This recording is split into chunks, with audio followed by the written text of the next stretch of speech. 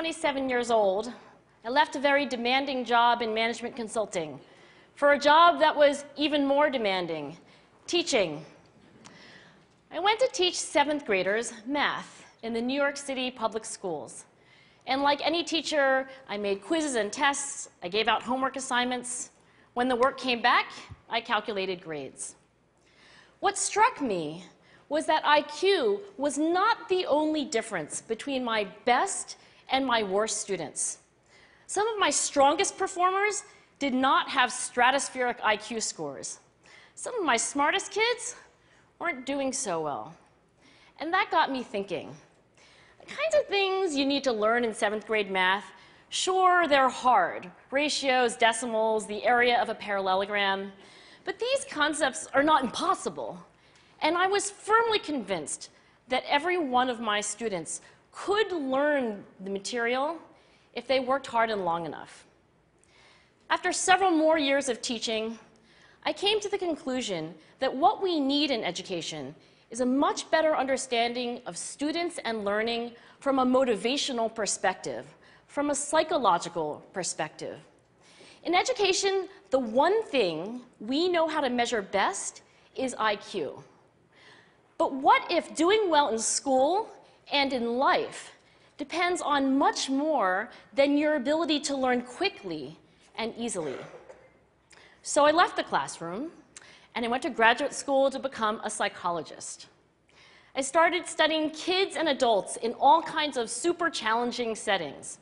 And in every study, my question was, who is successful here and why? My research team and I went to West Point Military Academy. We tried to predict which cadets would stay in military training and which would drop out. We went to the National Spelling Bee and tried to predict which children would advance farthest in competition. We studied rookie teachers working in really tough neighborhoods, asking which teachers are still going to be here in teaching by the end of the school year. And of those, who will be the most effective at improving learning outcomes for their students? We partnered with private companies asking which of these salespeople is going to keep their jobs and who's going to earn the most money. In all those very different contexts, one characteristic emerged as a significant predictor of success. And it wasn't social intelligence, it wasn't good looks, physical health, and it wasn't IQ. It was grit. Grit is passion and perseverance for very long-term goals. Grit is having stamina. Grit is sticking with your future, day in, day out, not just for the week, not just for the month, but for years, and working really hard to make that future a reality. Grit is living life like it's a marathon, not a sprint. A few years ago, I started studying grit in the Chicago public schools. I asked thousands of high school juniors to take grit questionnaires, and then waited around more than a year to see who would graduate. Turns out that grittier kids were significantly more likely to graduate, even when I matched them on every characteristic I could measure, things like family income, standardized achievement test scores, even how safe kids felt when they were at school. So it's not just at West Point or the National Spelling Bee that grit matters, it's also in school, especially for kids at risk for dropping out. To me, the most shocking thing about grit is how little we know, how little science knows about building it. Every day, parents and teachers ask me, how do I build grit in kids? What do I do to teach kids a solid work ethic? How do I keep them motivated for the long run? The honest answer is, I don't know. What I do know is that talent doesn't make you gritty.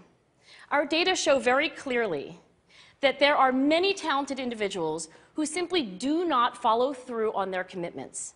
In fact, in our data, grit is usually unrelated or even inversely related to measures of talent. So far, the best idea I've heard about building grit in kids is something called growth mindset. This is an idea developed at Stanford University by Carol Dweck, and it is the belief that the ability to learn is not fixed, that it can change with your effort. Dr. Dweck has shown that when kids read and learn about the brain and how it changes and grows in response to challenge, they're much more likely to persevere when they fail because they don't believe that failure is a permanent condition. So growth mindset is a great idea for building grit, but we need more. And that's where I'm going to end my remarks, because that's where we are. That's the work that stands before us. We need to take our best ideas, our strongest intuitions, and we need to test them. We need to measure whether we've been successful, and we have to be willing to fail, to be wrong, to start over again with lessons learned. In other words, we need to be gritty about getting our kids grittier. Thank you.